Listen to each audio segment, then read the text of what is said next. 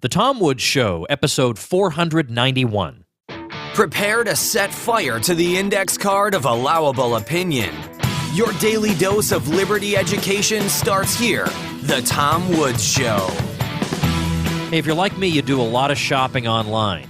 Well, thanks to Ebates, you get cash back at 1,800 popular retailers. All you have to do is exist. Don't believe me? Check it out at tomwoods.com/ebates. Welcome, everybody. Tom Woods here. Very interesting guest today, Diana Johnstone, to talk about her forthcoming book. I love this title, by the way. Fantastic title. Queen of Chaos, The Misadventures of Hillary Clinton. I came up with this idea after talking to Daniel McAdams, and we were reading one of Diana's articles during the conversation, and I thought, why have I not had her on? I have benefited from her work over the years very, very much. She is a regular contributor to counterpunch.org, and she is the author of Fool's Crusade, Yugoslavia, NATO, and Western Delusions. But today we're talking about her book, Queen of Chaos. And of course, you can probably tell Diana comes to us from the left, which is why I find her book so interesting. It is a devastating indictment of Hillary Clinton, but not on Rush Limbaugh grounds. She makes a very, very interesting case. I don't agree with every aspect of it, but anybody who says Ron Paul ought to be made defense secretary, I can accept, and I'm quite happy to talk to. But also the merits of her work are very great, particularly on the Balkans in the 1990s. She was one of the only people on the right or the left speaking any sense about what was going on there. And I was the beneficiary of her work when I was writing about these subjects in my own book, 33 Questions About American History You're Not Supposed to Ask. So all this stuff will be up at tomwoods.com/491. Diana comes to us all the way from Paris today. Diana, welcome to the show. Well, I'm happy to talk with you. As I said before we went on, I have followed your work for years and years, and it helped me tremendously as I was trying to make my way through understanding the Balkan situation years later. I was in graduate school in 1995, and the situation in Bosnia seemed so complicated, and I was so busy with my graduate studies that I thought, someday I'll have the leisure to figure out what in the world is going on. All I know is I don't trust a word the U.S. government is saying. And it turns out that wound up serving me pretty well in retrospect. That was a good intuition. That's right. Now, and that's an issue. We're talking about your book, Queen of Chaos, which I'm going to be linking to at tomwoods.com/491. And strictly speaking, of course, Hillary Clinton did not occupy an office at that time, but she seems to have consistent foreign policy views over the past couple of decades, so it's not altogether unfair to be talking about the Balkans in the 1990s. I won't ask you to talk about the situation in Bosnia in 1995 because it's an immensely complicated subject, but I do want to say a little something, if we may, before we get into the real thicket with Hillary Clinton, about the situation in Kosovo in 1999, because right now, as you know, I'm sure, no doubt you're an observer of the U.S., we have Bernie Sanders running in the Democratic primary, and Sanders voted for the bombing of the Serbs over Kosovo in 1999. So I think it's important to get that one right. We were being told at the time that the Albanian Muslims were being killed in enormous numbers. We were being told hundreds of thousands of people were missing, and one U.S. official said that, ominously, they may have been murdered. And then after the fact, it turned out that maybe 2,200 people on both sides of a civil war had died, which was not quite as sexy a statistic. So what was really going on there, and why is it that so many progressives seem to jump on board for this? Well, it was an incredible propaganda thing. It was really, you see, that was what I've called it, the war to start wars. You see, you have this false humanitarian war, which is taken as permanent permission for NATO to go anywhere in the world, supposedly to save people from genocide or, something like that.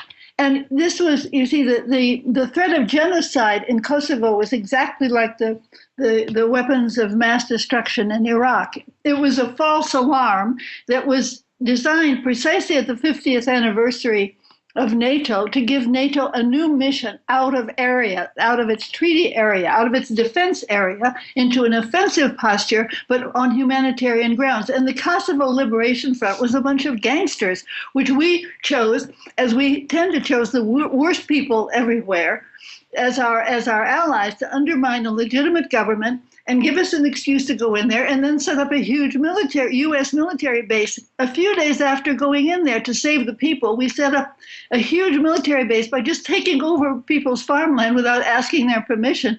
I mean, it's one of the most fraudulent events in history. And then after the fact, there's all this destruction, there's devastation everywhere. But by that point, the American public and the American regime has moved on to the next issue. No one's going to come help these people. There's wreckage everywhere. And it's interesting that at that time, I'm pretty sure that right-wing radio people like Sean Hannity were saying how terrible it is that this intervention has gone on and we ought to mind our own business. And of course, I briefly became optimistic at that point, realizing that and failing to realize that the instinct to mind one's own business changes completely when the party in the White House changes. No longer did Sean Hannity want to mind his own business. Let's turn to Hillary Clinton, though, and the war in Iraq, which she supported and now says she regrets. And that is the cheapest currency in the world, just to tell me after the fact, when it's become unpopular and all fashionable opinion is against it, that all of a sudden you're against it and you made a mistake. Why should I ever trust her again? Well, I mean, she may regret the war that has already proved to be disastrous, but she's all for the war that is now proving to be disastrous in Syria, and has been in favor all along, more than Obama, by the way, of supporting these supposed in-between rebels. She and Petraeus had this plan for that, and she boasts about it in her memoirs, that she's boasted about being more for more war in Syria than Obama. So maybe she for obvious political reasons, says she disapproves of the war that everybody disapproves of now, but she's absolutely in favor of the one that's going on and is causing massive refugees into Europe, which is causing huge problems to our dear European allies, who are paying for it. But of course, they bear some of the responsibility because their leaders have gone along with this policy.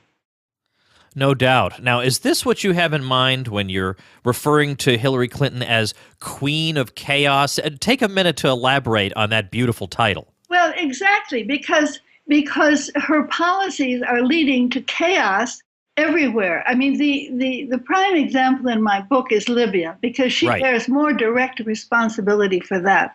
And she's a murderess and a war criminal of the worst kind. And Libya is really the example of that. Of course, she's not alone. Unfortunately, if it were just her, unfortunately, it's a whole war party that's running the United States. She's just their favorite to be the figurehead in this massive destruction. But what she's led to is terrible chaos in Libya. That Libya, as was known, was what kept massive refugees from Africa from pouring into Europe. They're now pouring into Europe. And that was perfectly clear all along. It was also perfectly clear that Gaddafi's opponents in Libya were Islamic extremists. That was well known to anyone who knew anything about that. Of course, she doesn't have to know anything about it. She just was into this thing, we're going to remake the world. And remaking the world is turning it into chaos.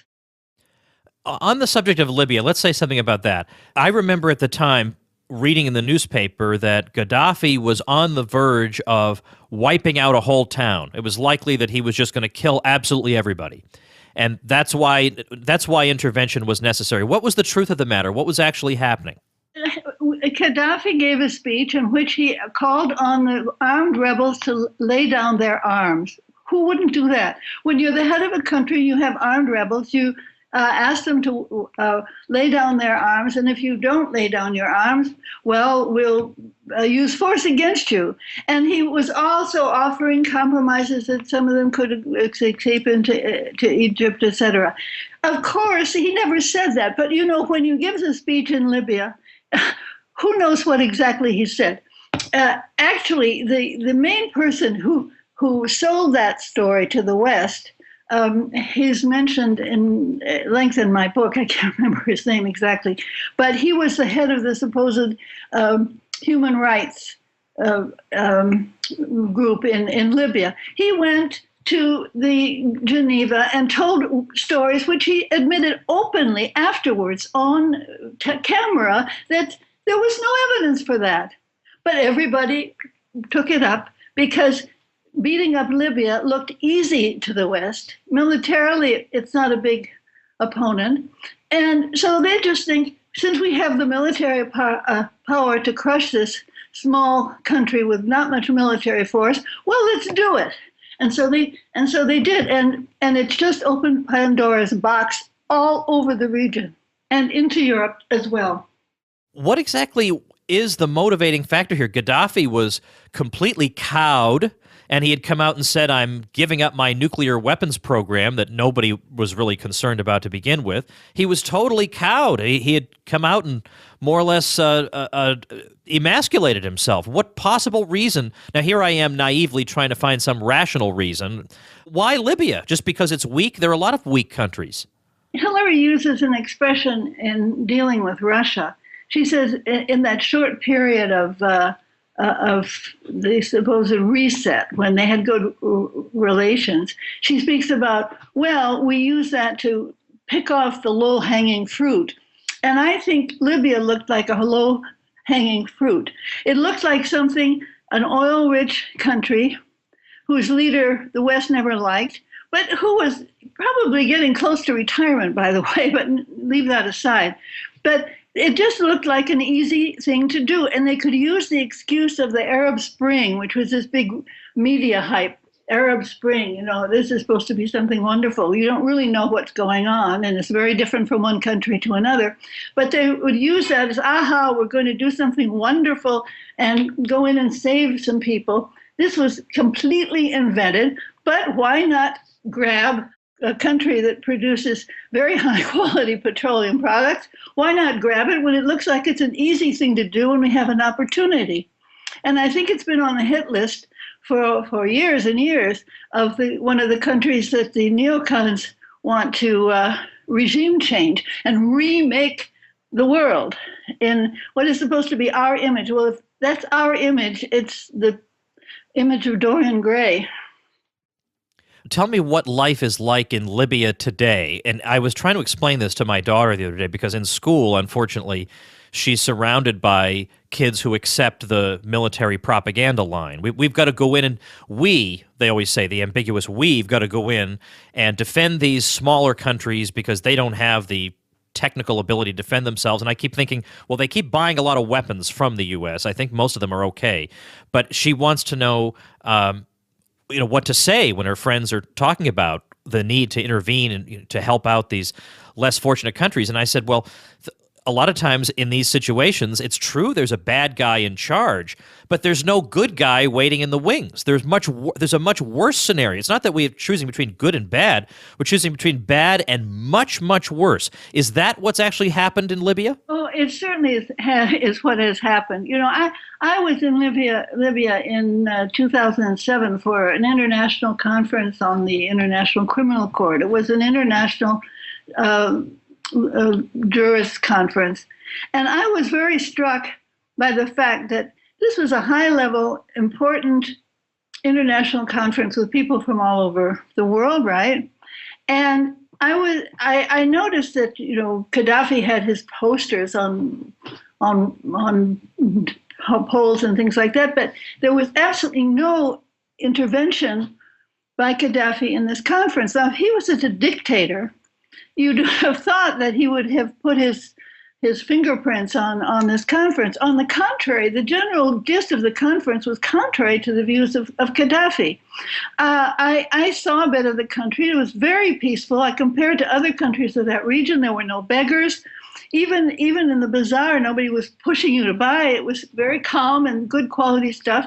I mean, I don't know what more those people really wanted, but I know what they wanted in Benghazi. They wanted to have an Islamic state. They always have. They've been against Gaddafi all along because he wasn't Islamist enough.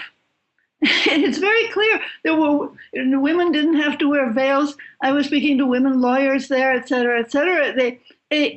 I say it's much, much, much worse. And there was a kind of direct democracy on a local level. And this country had, what is it, 5 or 6 million people? Why do you want them to be like Ohio? I mean, they have to work out things themselves in their own way. Why is it when you can't say, well, they don't have elections like we have in Ohio, we've got to go bomb them to make them like us? It's absurd. It is absolutely crazy. Diana, let's pause just a moment for this message. I've been telling you about Ebates, which is a place where you get cash back pretty much for existing. Well, technically for doing online shopping at any of 1,800 retailers. But all you got to do is do the shopping, and then Ebates stuffs your pocket with cash. And also, if you go to tomwoods.com/Ebates, you'll see all kinds of sales going on at popular stores, so you know when the sales are happening, so you save dough there, then they still stuff cash in your pocket because you're getting cash back for shopping there. Now, it's true, an extra $50, $100, $200 a month is probably not going to make or break you, but it couldn't hurt, and I bet you could find something to do with that money. So check it out at tomwoods.com/Ebates. It's another way the Tom Woods Show gives you a happier life. tomwoods.com/Ebates. I'm curious to know what you think about the relationship between Hillary Clinton and Barack Obama specifically, of course, on foreign policy matters. Now, of course, it's not to say that Barack Obama has been the peace president by any means. Of course, compared to George W. Bush, he is, but that's pretty low threshold. But my feeling is he did put through this Iran deal, which I think was very good. He was under tremendous pressure not to do it, and he did it anyway.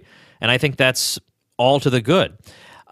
My feeling is that his heart is not really in a lot of the militarism. I mean, he feels compelled to do it for various reasons, whereas Hillary's heart really, she does seem to be gung-ho about it. What's your own assessment of that relationship? Well, I must say that I agree with you.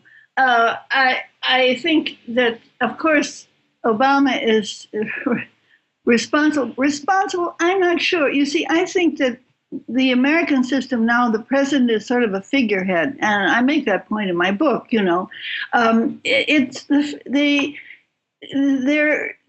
the whole neocon influence, and now these humanitarian liberals who are all gung-ho for wars.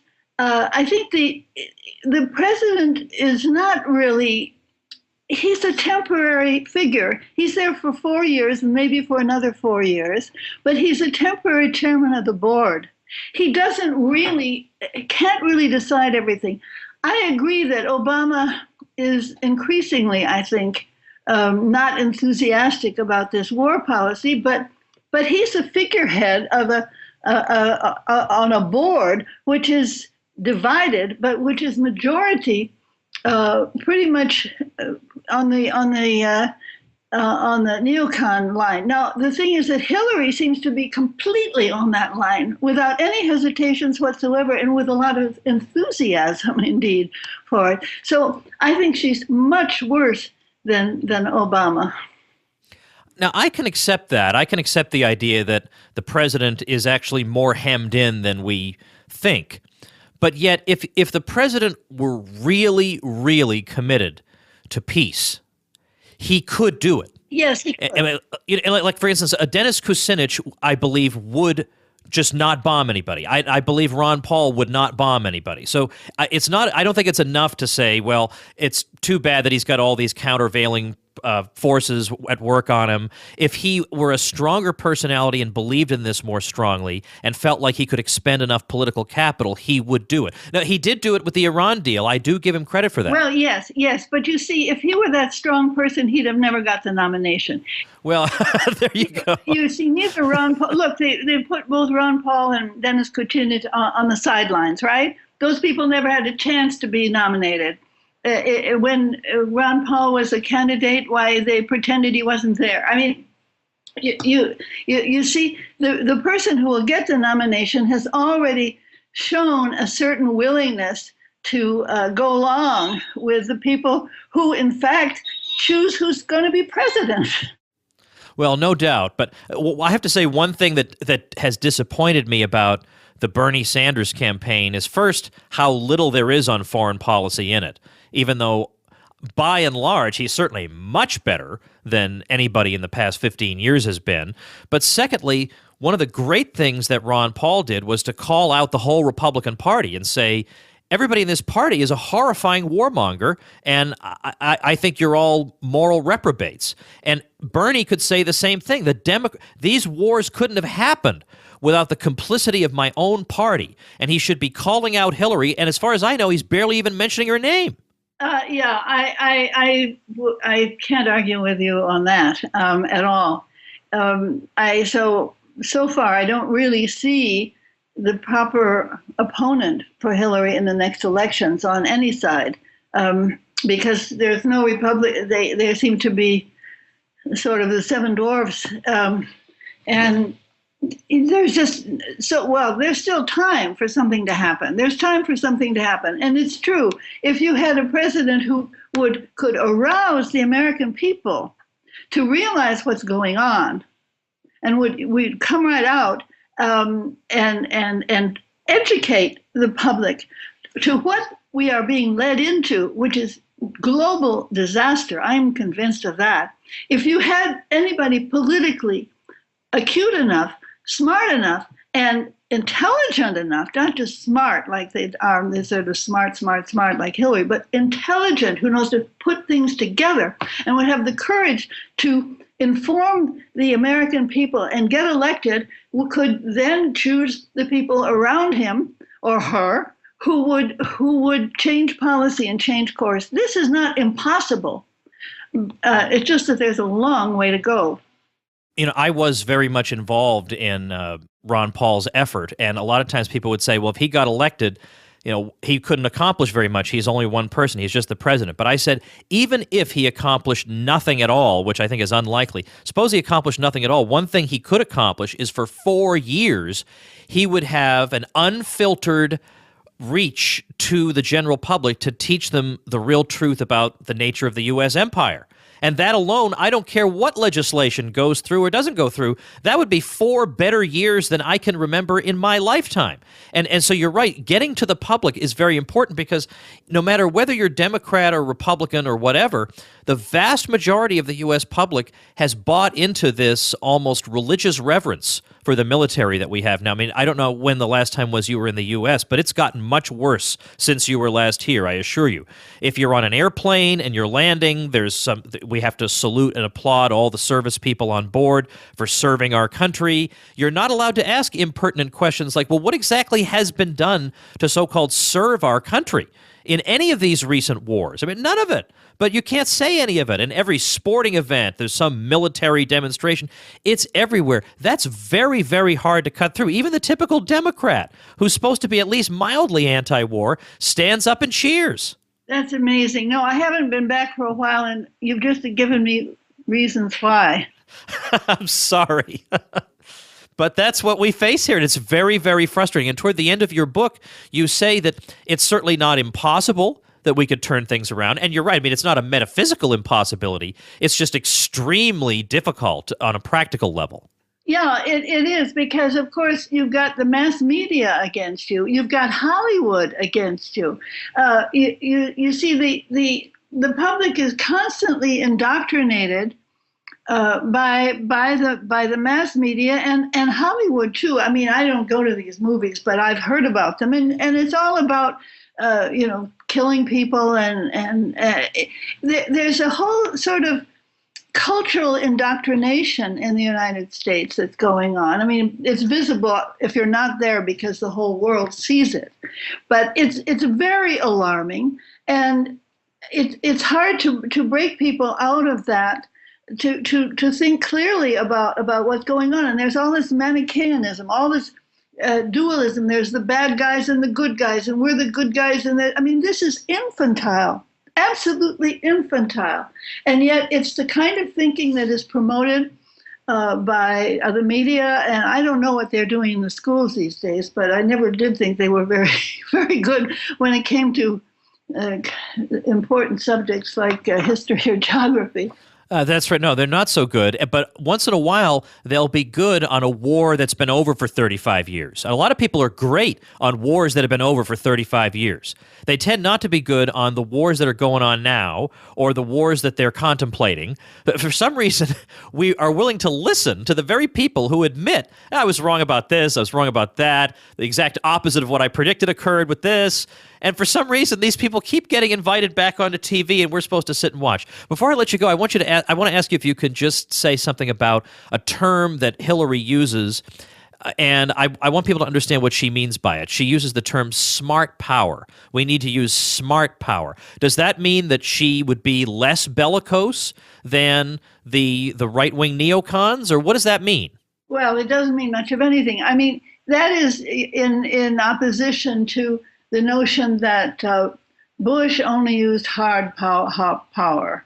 And then there's the soft power of nye. These are these Hollywood bubble terms. I don't think they mean much of anything. She is someone who's always posed herself as very smart. She talks about how smart she is. She does herself. She was the good little girl in school, always raised her hand, always had the answer teacher wanted. She's still like that. Only the teacher now is Haim Saban or somebody who's going to give her a lot of money for her campaign, but she always has the right answer. So all that smart power means that we don't just use military power. We also use subversion, bullying, economic, everything, every type of power. And she calls that smart power. That's all that means. And it really doesn't mean much of anything. Well, on that note, I wish I could end on a happier note, but I'm going to let you go and urge people to check out Queen of Chaos, The Misadventures of Hillary Clinton, one of my favorite book titles in quite a long time. That is a fantastic title. We're going to link to it at tomwoods.com/491.